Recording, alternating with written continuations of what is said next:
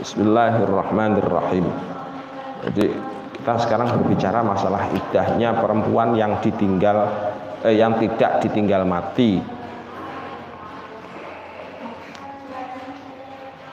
Ini belum waktunya sholat duha, sudah mulai.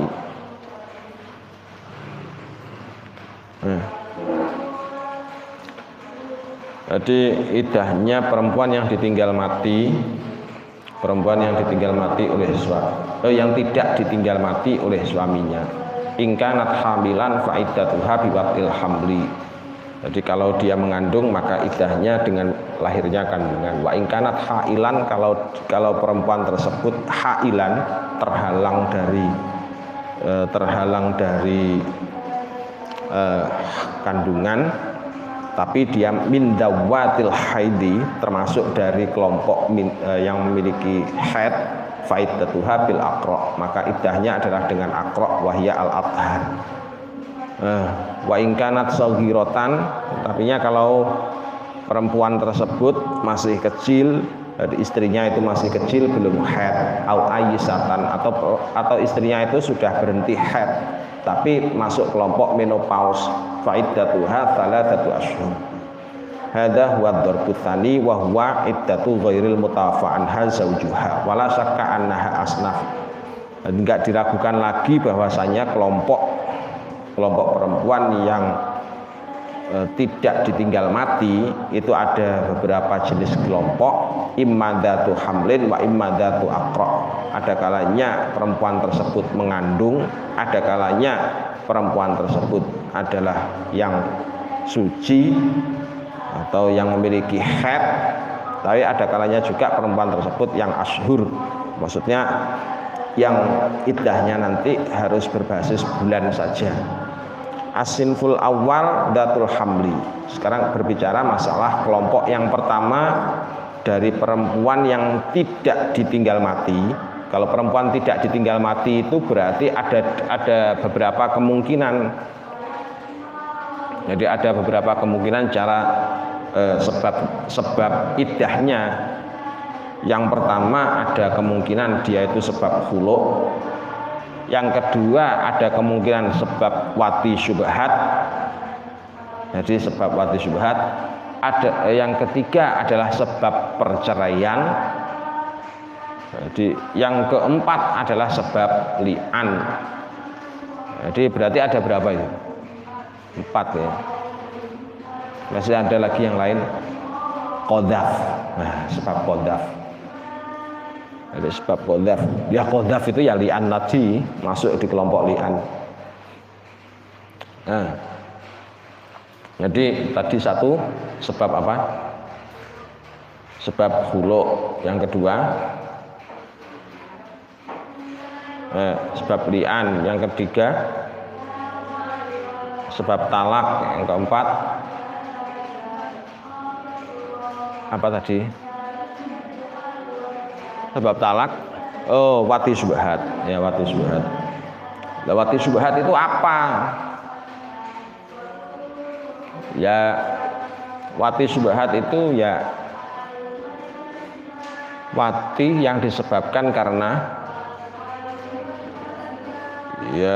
kasus yang syubhat, dikira istrinya, terus si perempuan juga gitu, dikira kalau suaminya ternyata nggak taunya orang lain, termasuk bagian dari wati syubhat.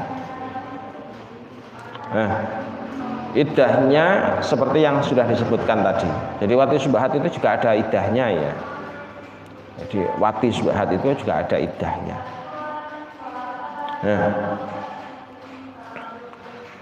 Itu jadi kelompok yang pertama datul hamli. Kalau perempuan tersebut mengandung bagaimana? Kalau si istri mengandung, wa iddatuha biwatil hamli li umumi qaulihi ta'ala.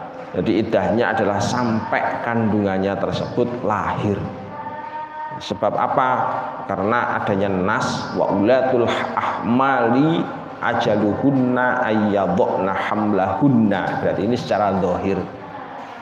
Berarti ada zahir nas yang menyatakan hal tersebut. Artinya bagaimana kalau ada zahir seperti ini? Ya berarti sifatnya ta'abudi dah itu. Jadi iddah itu sifatnya adalah ta'abudi. Jadi kita mengikuti nas ini. Karena secara zahir ada teksnya.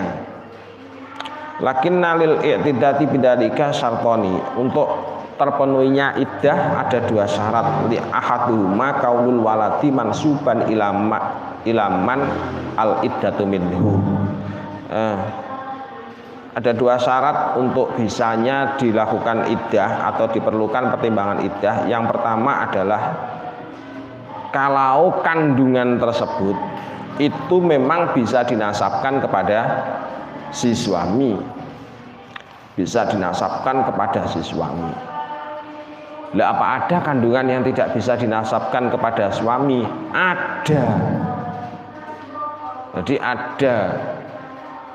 Misalkan ini, jadi imma dhohiron wa imma ihtimalan. Soalnya kadang-kadang kandungan itu juga ada dua.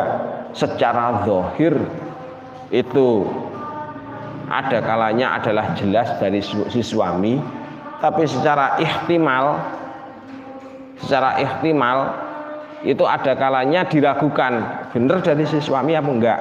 Contohnya misalkan dalam kasus li'an, kan nafyi bil li'an. Perempuan yang mengandung terus kemudian dia dili'an oleh si suami. Nah, terus bagaimana dengan sifat kandungannya tersebut? Nah, sifat kandungannya di sini adalah termasuk ihtimal. Jadi kandungannya termasuk bagian dari objek yang sifatnya muhtamal. Muhtamal itu yang diragukan ini benar dari si suami apa bukan. Nah ini fa idalla ana hamilan wa nafal walad alladhi huwa hamlun atau alladhi huwa, ya betul ya, alladhi huwa hamlun in qaddot iddatuha biwatihi. Maka iddah dari si perempuan tersebut kalau sifatnya adalah zahir, secara zahir bahwasanya kandungan itu mansuban. Jadi tadi catatannya adalah mansuban, bisa dinasabkan kepada si suami. Jadi kalau yakin, jadi qaulul waladi mansuban ilaman al iddatu minhu. Jadi kalau kondisinya semacam ini, maka perempuan yang tertalak secara li'an tadi itu iddahnya adalah sampai biwatil hamli. Tapi sekali lagi ini tadi mansuban. Jadi imma dhohiron wa imma ihtimalan.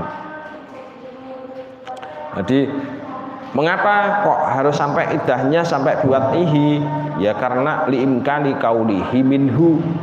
Jadi bisa jadi meskipun si suami tadi itu sudah meli'an.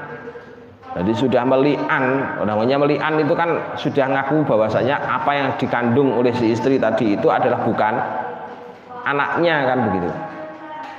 Sudah diakui begitu. Tetapi masih ada kemungkinan bahwasanya si anak tersebut adalah masih bisa dinasabkan kepada si Zaud. Makanya kemudian ditunggu. Jadi ingqaddot iddatuha. Jadi ingqaddot iddatuha biwatihi.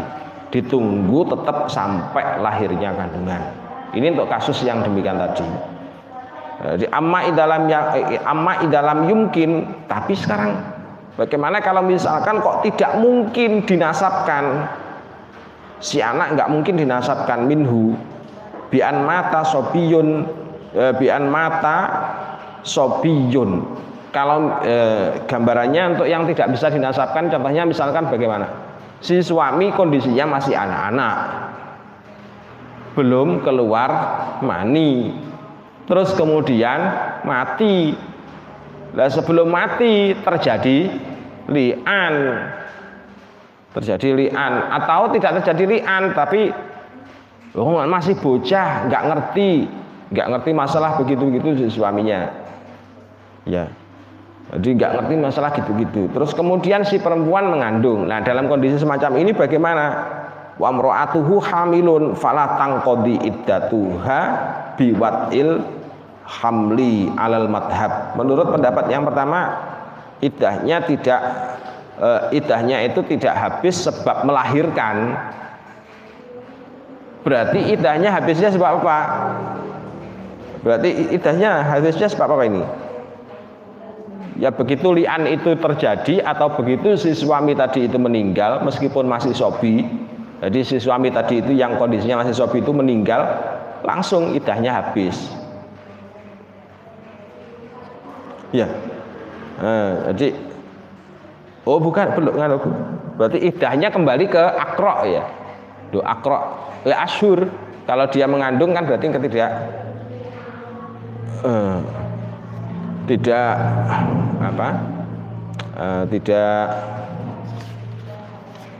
tidak mungkin haid. Jadi kan dikembalikan ke asyhur ya. Tapi nggak ada keterangan tadi. Jadi lama idalam yumkin kaunuhu minhu bi an mata sobiyun layang zilu wa mra'atuhu hamilun fala tanqadi iddatuha bi watil hamli alal madhab. Jadi untuk perempuan yang demikian tadi itu, perempuan yang mengandung tapi suaminya masih kecil, belum memungkinkan untuk keluar mani, maka iddahnya adalah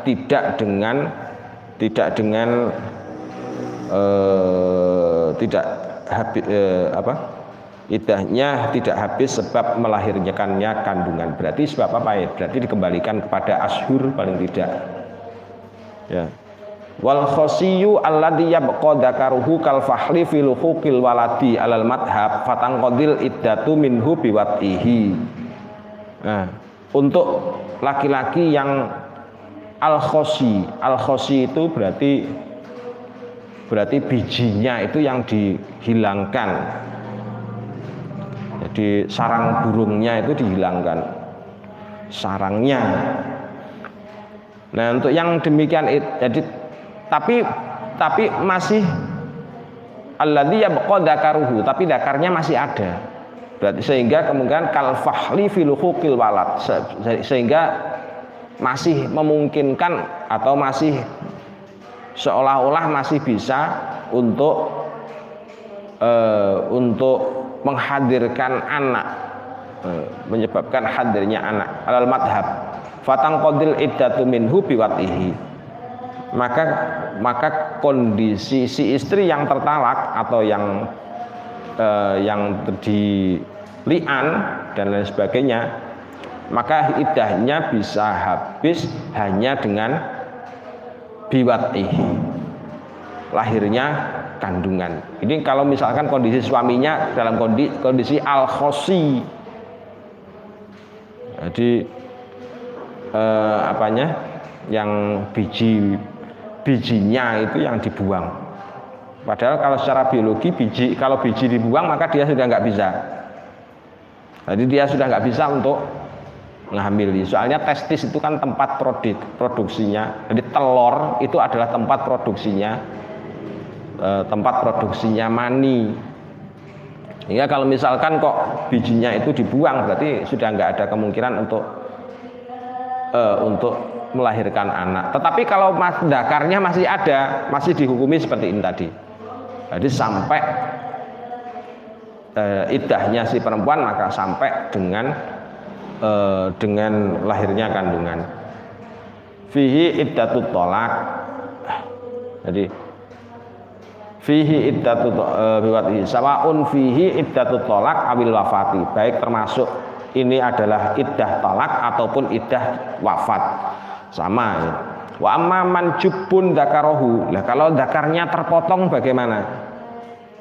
Kalau dzakarnya terpotong, wa baqiya unsayahu, biji pelernya masih ada, fayul hikuhul walad, sehingga masih bisa untuk kemungkinan menghasilkan anak. Kalau sekarang kan soalnya ada program bayi tabung kan juga ada. Bayi tabung itu kan spermanya si suami ditemukan dengan sel telur di dalam sebuah cawan petri atau sebuah tabung reaksi, terus kemudian setelah ditemukan terjadi fertilisasi, dimasukkan dalam kandungan. Sama kayak inseminasi buatan itu. Nah, kalau seperti ini, berarti kondisinya kan kondisi kalau zakarnya jubun, jadi fayul hikuhul walad, tapi masih memungkinkan untuk hadirnya walad. Fataqtatu imro'atuhu anil wafati biwatil hamli. Maka perempuan yang ditinggal mati, kondisi yang ditinggal kondisi perempuan tadi itu ditinggal mati, tapi dia itu hamil, sementara kondisi suaminya tadi itu adalah jubun dakarohu, maka iddahnya adalah biwat ilhamli, sampai lahirnya kandungan. Wala yulzimuha iddatut tolak, tidak berlaku baginya iddah tolak. Li'adamid dukhul, karena tidak mungkin untuk dukhul. Jadi dia itu langsung iddahnya adalah mengikuti iddah wafat. Wallahu a'lam bishawab. Al-Fatihah.